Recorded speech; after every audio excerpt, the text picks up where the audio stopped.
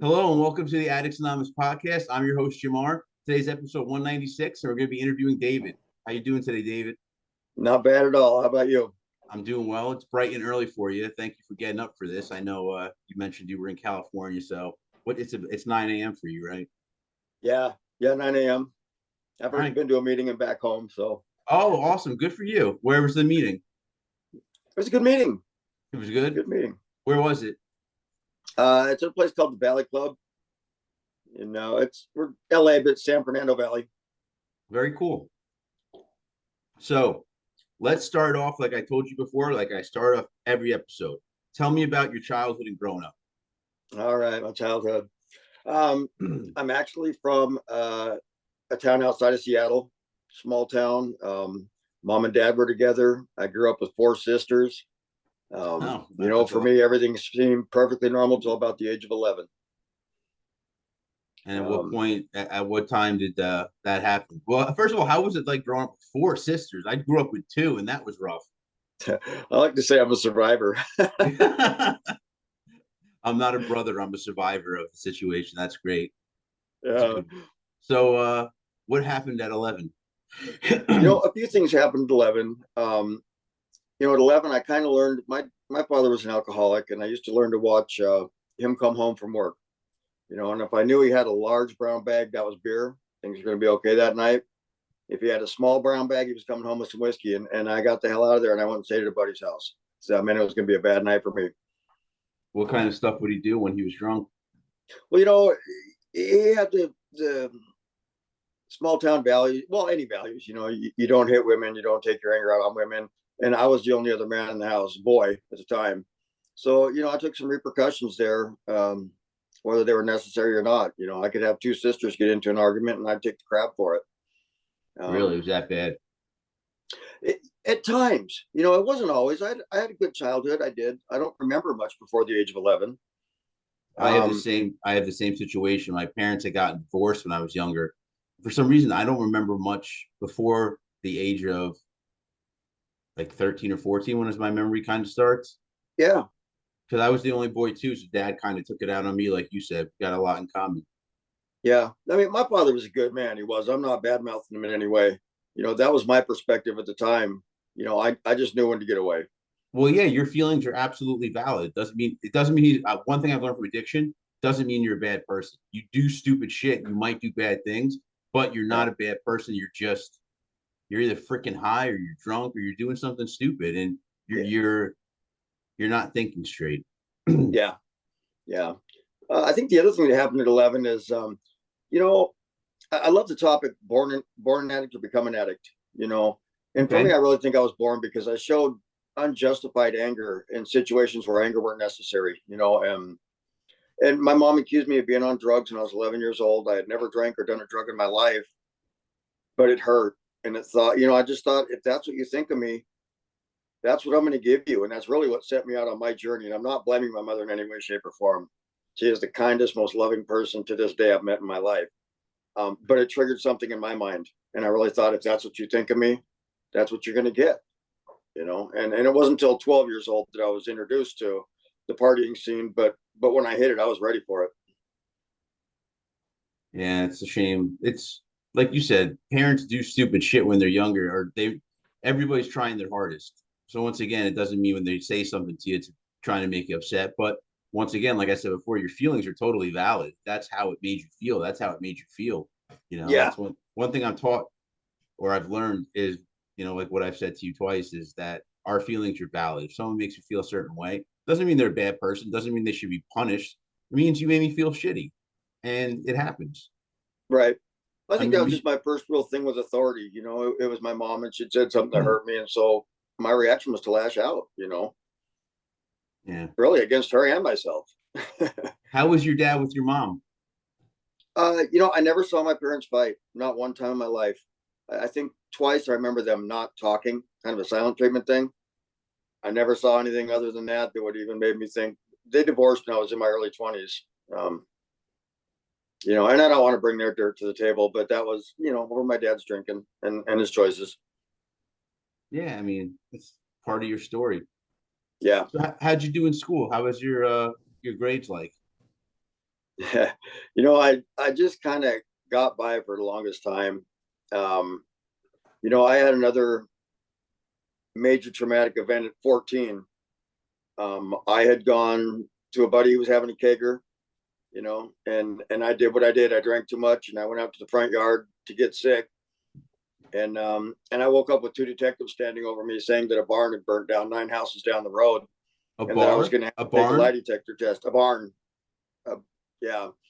So 3 days later, my dad drove me into Seattle to take this lie detector test, and I knew I hadn't done it, but these two detectives had a stack of papers on their desk, and they said, "This is, you can sign these papers and you can go home today, or if you don't sign them," they pointed. They said, "You're going to go through this door over there, and we'll tell you what happens to little boys who go through that door." I think since we're online, I shouldn't repeat what they said to me, but they basically told me that boys who go through that door get, You get you know, raped. yeah, they get effed up the ass is what I was told. And I Yeah. signed their papers out of fear. I signed their papers. I had no legal representation. My dad was in the lobby. They wouldn't let me talk to him, so I signed the papers so I could go home out of fear. But at that point in time, I hated all authority. I was done with authority. These guys had just they tricked me. You know what I mean? Into signing papers, and I took an arson charge at 14 years old. Um, and that put me on a real dark path. With the thing that happened with my mom, and then with these detectives, I had no respect for authority whatsoever. And once again, the thought crossed my mind: if that's what you think of me, that's what you're going to get. So it sucks. They never even probably found the real person that did it. No, I don't know if it was a person. It could have been a fluke thing. I have no clue. I know I couldn't have walked that far if I wanted to.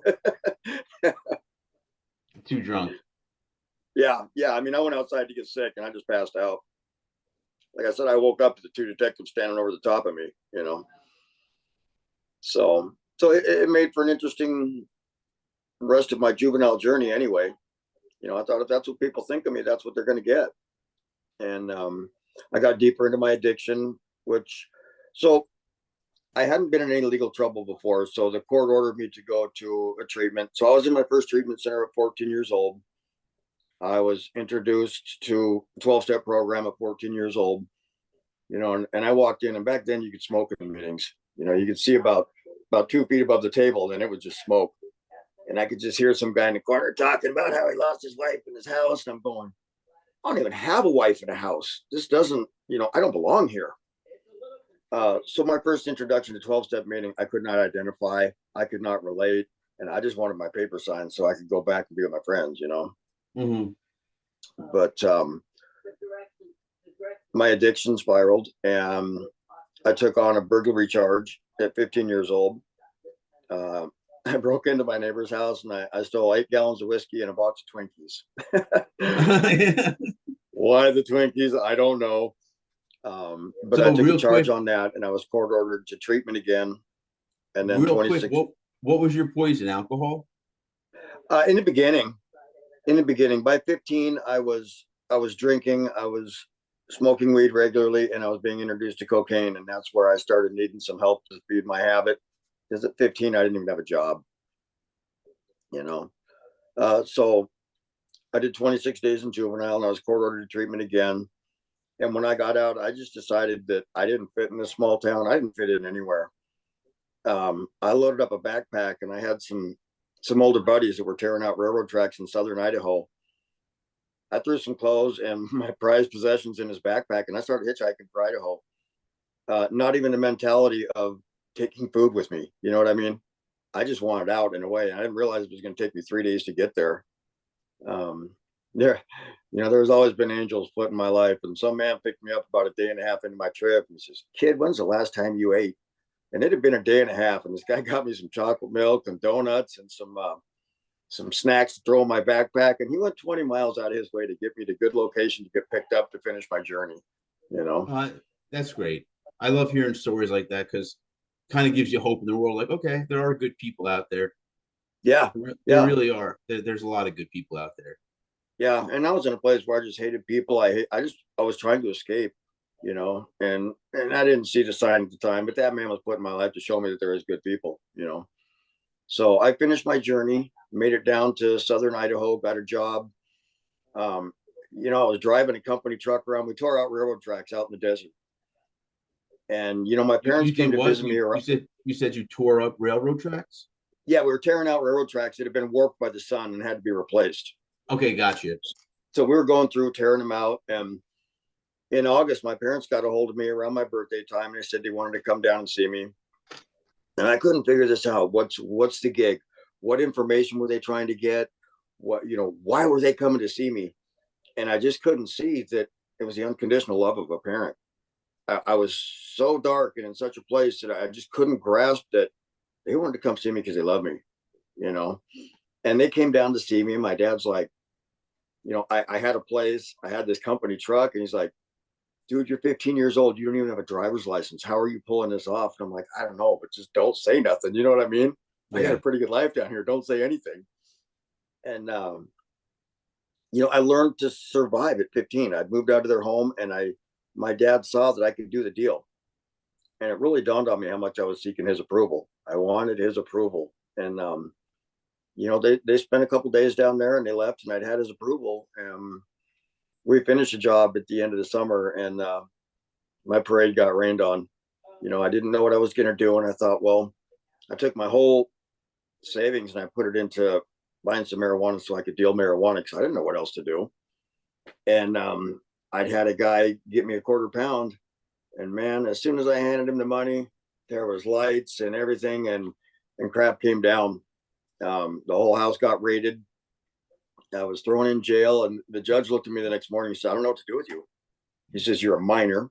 Your parents are out of state. He said, I can't even prosecute you. He says, so the best deal I have on the table for you is I have an Amtrak ticket for 5 o'clock this afternoon. He said, you will not leave the side of the chief of police. You will be with him the entire day. He will see you get on that train, and you're never to come back to Idaho.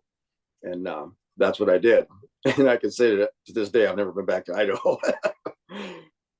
But,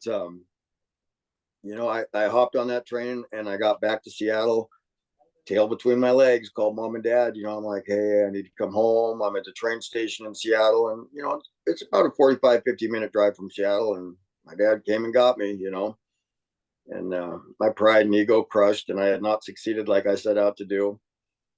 And I stayed at their house, and, I got back with the same people when I got back to, town outside of Seattle. And so I got the same results, and it didn't take long before my addiction progressed. And going through the house one day, I found my old man's checkbook, and him and I have the same name. And I thought, what's the harm? I'm just signing my name. It's not illegal, right? And my parents were in the process of trying to buy a house, and they went to write a check for the down payment a month or two later and realized they were about $4,500 shy. Wow, that's a lot of money back then. It is. So at 17 years old, I took a few forgery charges. The police got a hold of my dad, and they came up with some kind of deal. All 5 places I'd been writing checks to were going to prosecute me, and they were going to hit me with adult. I was going to be prosecuted as an adult, or if my dad voluntarily brought me in, he swung him a deal that if they prosecuted me as a juvenile, he'd deliver me. And what a tough ride to the police station. My dad was in tears. I couldn't figure out why I'd done what I'd done. I had no reason to hurt my dad. I had no reason to steal from my dad. And I really didn't understand my addiction at the time. What kind of stuff were you buying with money at such a young age? Cocaine and methamphetamines. So you got into meth at this point. I was into meth at that point and had no idea that was going to be a 35-year deal for me, But I went and served my 9 months in an institution. I got out when I was 18. An adult prison? No, they kept me in a juvenile institution. They did prosecute me as a juvenile. They stuck to their word. Good. My time lapsed, and I've spent about 3 months in that institution, being 18 years old, but they kept me there. And I was court ordered to treatment while I was in there, a lockdown treatment center. So this was my 4th treatment center before the age of 18, all court ordered. And I really went in there wanting to be somebody different, and I went in there open-minded, and I was receptive to the program, and I was doing well. And then I met a girl. In the treatment center. Oh yeah. And we got caught sneaking around together, and so I got the consequences of that. And instantly my attitude changed. I didn't want to be there. I didn't want the program anymore. I didn't want what they were offering. I was mad at authority again, and I just gave up on the whole deal. They did completely complete me because I served the time I was supposed to there, and I did what I was supposed to, but I wasn't receptive to the program anymore. And I had to go back and finish out my time, which I was working on a Department of Natural Resources work crew. So I was getting, I think, $3.25 a day to run a chainsaw out doing pre-commercial thinning. And at the end of my 9 months, when I got out, between a small tax return and that, I think I had like $900. And I got back to my parents' house. My buddy was there within 20 minutes, and nobody saw me for a week. And I knew I couldn't go back to my parents' house broke, $900 in a week. So I just stayed out and about, didn't even go back home, didn't check back in with them, because I was humiliated that I'd failed again, once again. Where were you going if you had no money? Had a girl, moved in with a girl, stayed at her house, got a job with a local plumbing company. I didn't have to pay any rent to be there. I would get paid on Friday, and we'd be broke by Monday, and She that was my partied routine for also? a while. Hmm? She partied with you? My girlfriend and her brother, Okay. and I had the job, I had the money. Like I said, I get paid on Friday, and Monday morning I'd be like, how am I going to get to work? I don't have gas money, So, her and I didn't last too long. I ended up getting a studio apartment, somehow barely making it, and met another girl. And she was motivated. She wanted more out of life, and she kind of pulled me up for a while, even though I had my addiction. So at 19 years old, I started a construction company, and I didn't have to look back on money for 11 years. Her and I were together for 11 years. I ran the business for 11 years. It was successful. Like I said, money wasn't an issue. So I was able to have my addiction and pay my bills and still get the new cars. We got a home. So what I learned was that when society's not looking at you on the inside, when you look good outside, people don't question your inside. There for 11 years. I was able to justify my addiction. I was still into the meth, still smoked weed daily, drank every chance I could, but people weren't asking me questions because I had 2 new cars. I had, my son was born. Um, Everything looked good on the outside. I've said it before. It's so funny how we relate money to our success. That I used to say the same exact thing. Oh, I'm one of the top salesmen where I work. I make a lot of money. I show up to work when I'm supposed to. And you think just because you do good at your job, like, oh, I can't be an addict. So, like I said, it's funny that you say that because I felt just the same way. Like, who's anyone to tell me I'm doing okay? Right. Well, and I knew at this point, I mean, I had been to 4 treatment centers, actually 5, because when her and I got married, she realized there was a problem, and I went in to another treatment center to get her off my back. I wasn't there for me. So, but what I did learn is that I was able to hide how people viewed me by being successful. So even though inside I'm tail spinning and I'm tearing myself down, thinking I don't deserve any of this, because that, as an addict, that's what I do. I have this front foot up for everybody to see, but in my mind, I know I don't deserve it. So I'm destroying. And that's what happened to our marriage. I literally pulled the whole structure down over my head, went into a tailspin. And after 11 years, I tore it all down. And that poor girl just had bought a ticket on the Titanic. She had no clue, you know.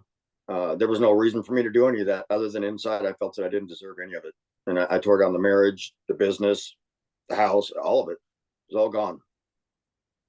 And it didn't bother me because I knew I could start back over. And I did. I got into another relationship, 11 years again. Her and I married, had a couple kids together, had another business for 11 years. Things were fine until I tore it all down. That's what I do. I build my life up and I tear it down because I think I don't deserve it.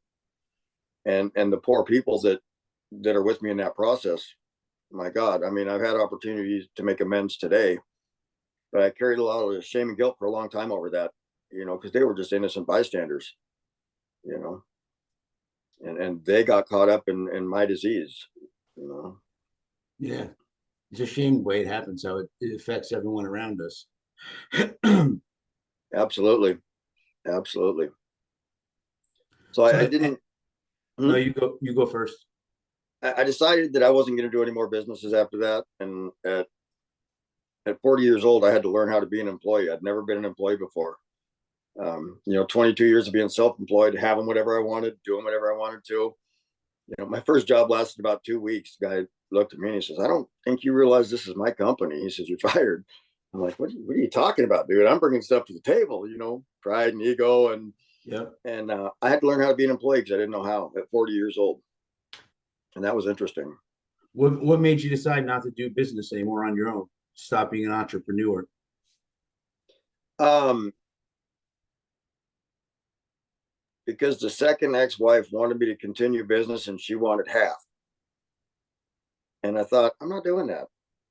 Pride and ego once again. It's like, why should I bust my ass and you not even have a job and get half of everything? And so I said, I just want to be an employee. I don't want to deal with it anymore.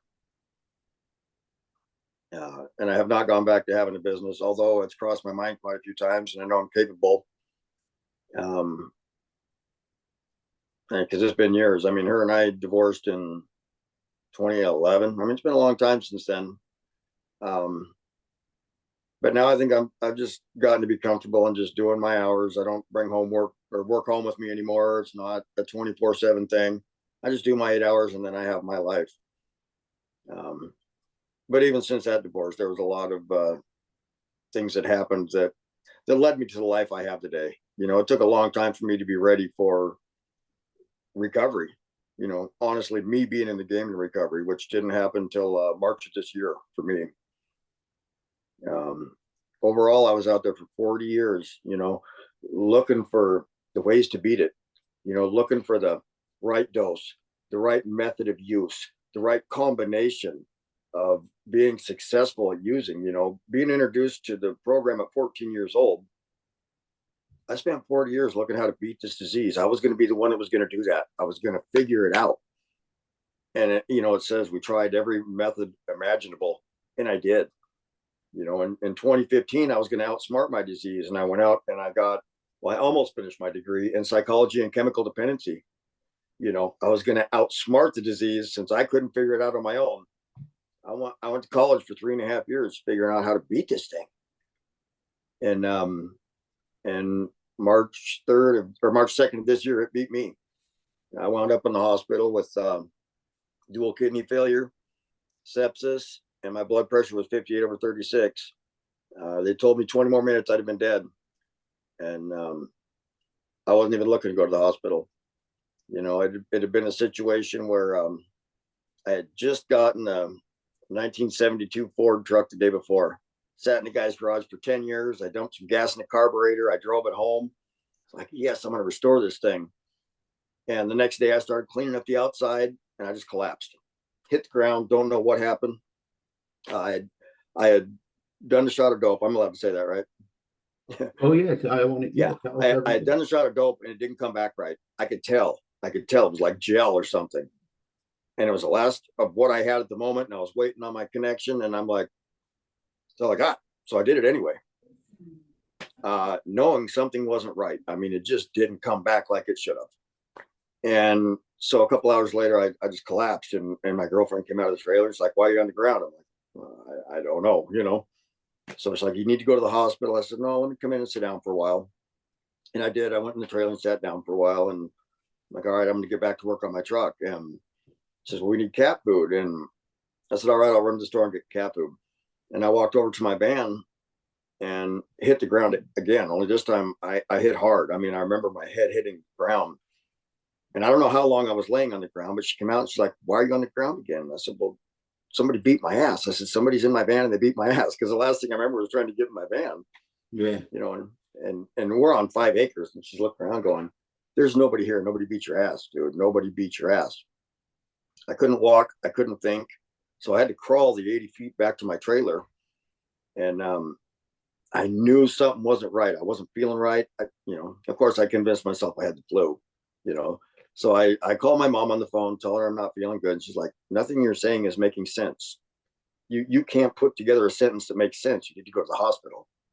I'm like, no, I'm just not feeling good. So I have this one sister, bless her heart.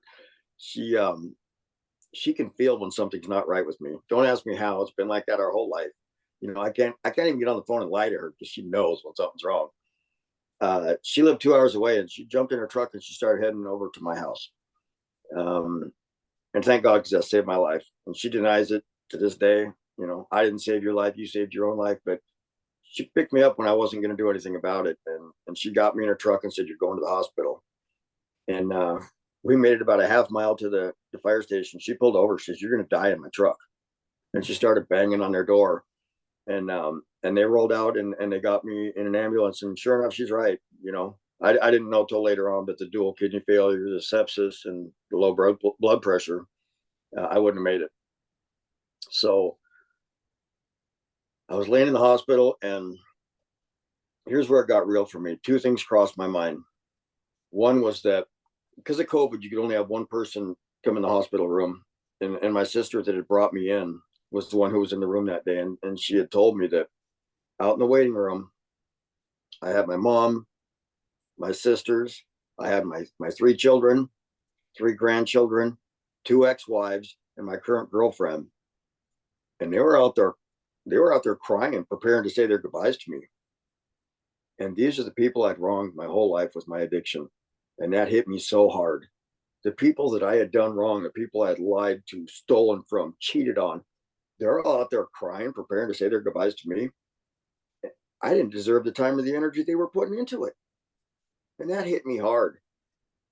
And the second thing that crossed my mind was, you know, in addiction, I've been praying every night. God, please don't let me wake up in the morning. Please. That's the only way out of this. Just please don't let me wake up. And I think I'd been saying that prayer for pretty close to a year. And the thought crossed my mind that God wasn't going to let me die, and I better do something different. And that opened the door just enough.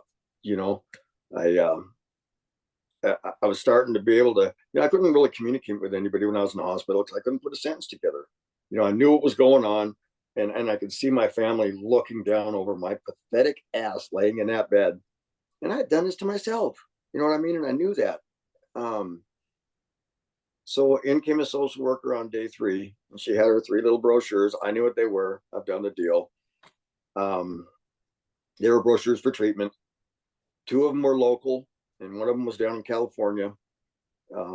This particular day, my oldest son was in the hospital room with me, and he was just waiting to hear what I was going to say. And I told the lady, by this time I could put sentences together. I said, I'm going to go to California. Send me to California. I looked at my son and I said, I'm not coming home. And he just shook his head. He says, I get it, Dad. I was in a toxic relationship that she didn't even come and see me in the hospital in the 6 days I was in there. But it was deeper than that. My best friend of 45 years since kindergarten had also been my dealer for 35 years. I didn't know how to not call as a friend to see how he's doing, go to his house to visit him as a friend. And when I leave, he was my dealer again. I mean, constant fail after fail. So I knew I had to get away from everybody and everything. So my son and I talked and tried to figure out what I was going to do. And I said, buddy, I can't even go home and get clothes. I said, if I go home and get clothes, my girlfriend's either going to talk me out of going or I'm going to get loaded and I'm never going to make that plane. So he came in with some paper, and I signed over the car to her. I signed over the trailer that we lived in, and I signed a letter saying that she could have everything there. So, because I didn't see her in the hospital. So I gave that stuff to my son, and I says, can you handle these things for me? He says, yeah, Dad. He said, I'll I gifted her the car, but legally I needed to report it as sold. I didn't want to have the liability of the car, but I was giving it to her. Same with the trailer. And so my sister went to the store and she bought me 2 changes of clothes, and I came to California with 2 changes of clothes.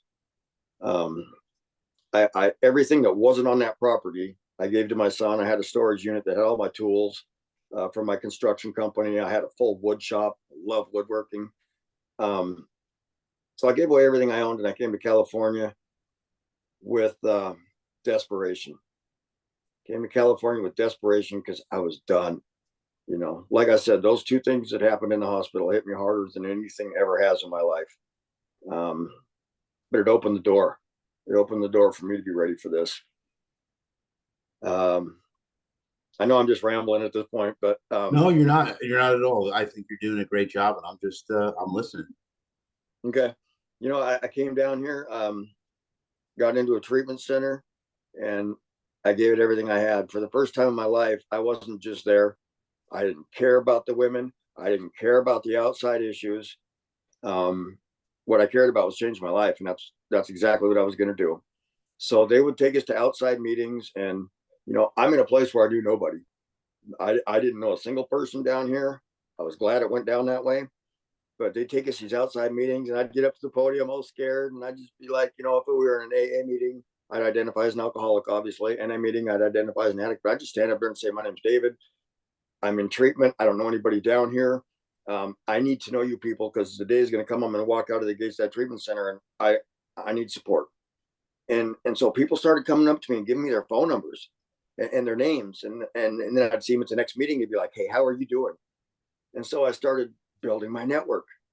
You know, I found my sponsor before I got out of treatment. He had my story, you know, and I didn't know it at the time, but he ended up being the father of somebody I was in treatment with. I had no clue because there was 3 houses we went through the series. We had detox, and then we had a transition, and we had the final house, the IOP house, and the kid was a couple days behind me. So when I found this guy as my sponsor, I didn't even know it was his dad. But he came to the house a couple days later, and I'm like, "Yeah, I got this guy," and I'm not going to say his name, obviously, but he's like, "That's my dad." I'm like, wow, you know, no clue. God shot, you know what I mean? Yeah. Um, but the gift, he was the perfect sponsor for me because he had the same story. We were both union carpenters. We had the same drug of choice, the same lifestyle out there. And you know, to me, that was just another sign. But this man has been such a gift because he started taking me through the steps, you know, and for me, the steps aren't something that I get a check off and say, all right, step 1's done, step 2's done. No, these steps are, when I complete them, I take the principles of those steps and I incorporate them into my life. And the gift is I started seeing my life change. I wasn't the same person anymore. You know, I really wasn't seeing it myself. It was other people pointing it out for me. I wanted to get home and see my kids and grandkids. And so I tried making a trip at about 3 months, and financially it didn't work out. I tried it about 6 months, and I had my airfare and everything paid for, and I was not working at the time. So the day before I was supposed to go, the union called and says, "We got a job for you. Come back to work." I'm like, "Yeah, I got this trip planned." They're like, "You want to work or not?" So I didn't even have the amount of time to cancel everything. So I lost my $580 in airfare. But you know what? I decided that I didn't need to figure out why it didn't work out. It was just meant to be. And what I needed to do was keep going on my recovery and the things I need to be doing.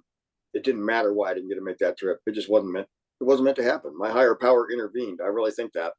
You know, whether I'd have bumped into the ex-girlfriend or somebody, for whatever reason, that didn't happen, and I was okay with it. I just stayed here and kept doing what I needed to do. Kept working steps with my sponsor, and I don't think it was any coincidence that when I was on step 9, it worked out for me to be able to go back home and visit, because I got to make amends to some people up there, you know, ex-wives, family. No contact with the girlfriend. She was pretty mad the way I left. It was really hard when I was in treatment. I got a lot of nasty messages and nasty phone calls because really I didn't even get to say goodbye to her because I didn't see her. She just got all this paperwork saying she could have all my stuff, and she wasn't ready to get clean. She didn't want any part of it, so I knew I couldn't have anything to do with her. But she would call me when I was in treatment. You know, I was in my groups and in my classes, and I checked my phone and be 20 messages, you know, and none of them were nice, none of them were pretty. She was a victim. So I was continuing to send her money, hoping that she would see me doing better and she would want what I had, you know, and that's not the way it worked out. But I think that's pretty normal thinking for someone in my shoes. I just wanted her to see me doing good and want to come down here, you know. Um, didn't go that way. It wasn't part of the plan. That's okay. But there was people I didn't want to bump into when I went back there. So I didn't, I wasn't on social media saying I'm going back home. I kept a real low profile and kept it about my family. Um, I did get to go back and make the amends, and what a gift that was. What an absolute gift. So the timing was there and it happened when it was supposed to. Um, I was up there for 5 days. I came back. I've continued working steps. I worked through all the steps with my sponsor. Like I said, an amazing man. He's because I don't always have the best thinking. This isn't you get clean and life's amazing. You know, I found a lot of ups and downs, a lot of hurdles in early recovery that normally would have taken me out.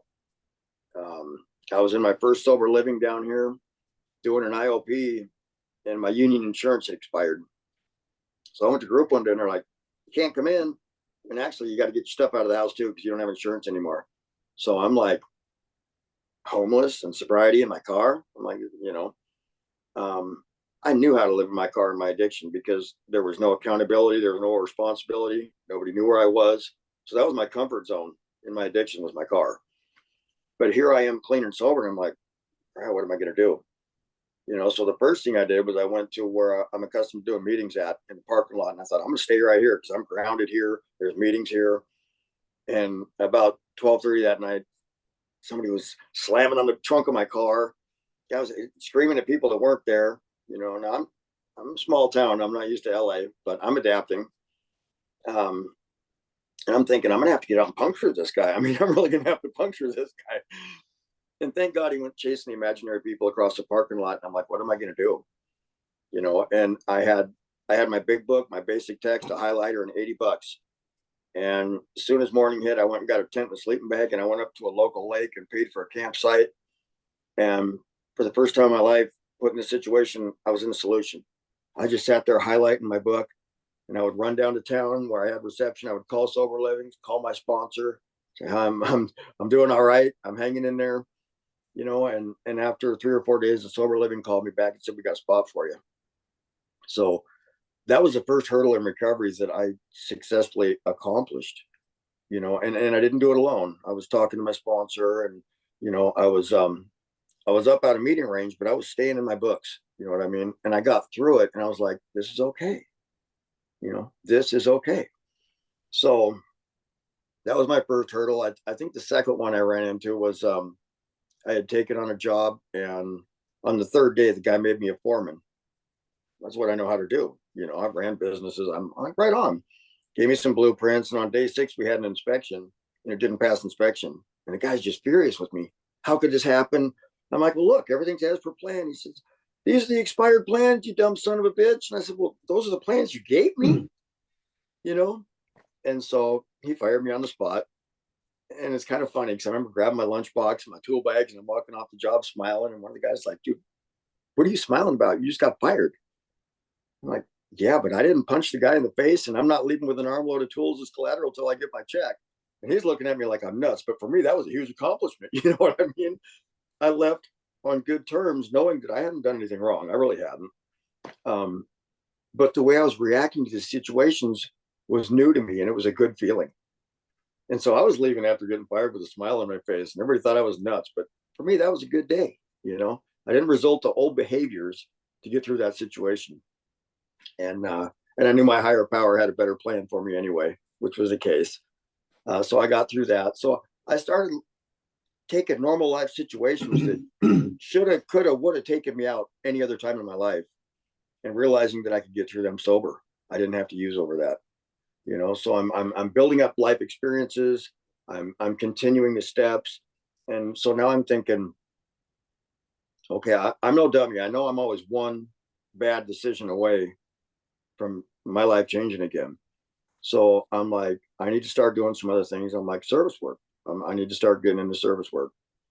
So I took on a GSR position. Even more recently, I've gotten on H&I. I love the H&I panels, man. I love carrying the message to the detox centers and the treatment centers.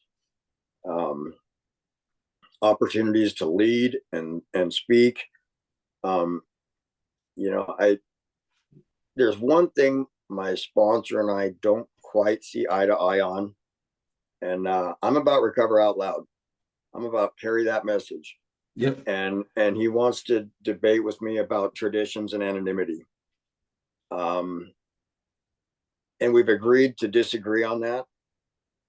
Any other part of my life I can discuss with him. Like I've written a book too, since I've been clean and sober, and he's not about that. He's not about that at all, because he says it's anonymity. And I said, well, you know what? I published under David M. I don't use my last name. There's no names. There's no situations. There's nothing in that book. It's just about the insanity of addiction, the impact it had on the people's lives around me, and that there's a solution. I'm like, there's no anonymity. So we just don't talk about that. Other than that, he's an amazing man. But I recover out loud. Any chance I get to carry the message, I absolutely do. I would say my response to him would be Bill W. wrote the book. So obviously writing a book is not a bad thing. Right. Because technically he recovered out loud. Everybody knew who he was and what he was doing. Yeah. Well, and I saw your podcast on social media.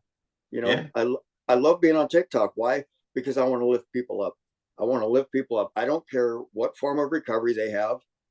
Any form of recovery that works for somebody, I'm not going to discredit it.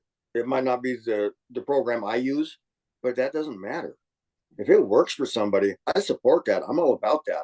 Let's lift each other up. Recovery is recovery, and that's what I'm about. So I do choose to recover out loud. And it's not about judgment or putting anybody down, man. It's about anybody who successfully gets 24 hours. You not only have my respect, how can I help you? And I really try and live by that today. And I got to say that I have an amazing life today. I'm in awe. And if I stay out of my head, because in my head, sure, I can think I should be driving this car and I should, I'm only 9 months clean and sober on Tuesday. Tuesday, I'll have 9 months. I'm not going to rebuild my life in 9 months, so I have to stay out of my head, because it's real easy to think I should be at a certain plateau or a level, or I should have certain things. But if I can stay present and in the moment, that's where I'm really supposed to be. And that's what I strive for today. Stay out of my head and in my heart, because that's where recovery's at for me. Yeah, everybody recovers differently. So getting towards the end here, I just want to ask you one last question. Do you have any advice for people watching and listening? Man, there's a couple things people hear me say all the time. I give this everything I have because it's everything I have. I think that attitude and perspective influence the outcome of any given situation. So what I mean by that is I try and stay positive at all things. There's a gift in every situation. I don't always get to see it as I'm going through it. Life likes to jump up and punch us in the face, but a lot of times I look back and I see the gift in the situation. So I treat life like it is a gift, because it really is. I've been given a second chance. I've been given a chance to carry the message and make a difference. So I treat my life every day like it's a gift, because it is. This is true. All right. So did you have anything else you want to throw in? I mean, it's been a great interview. How do you feel?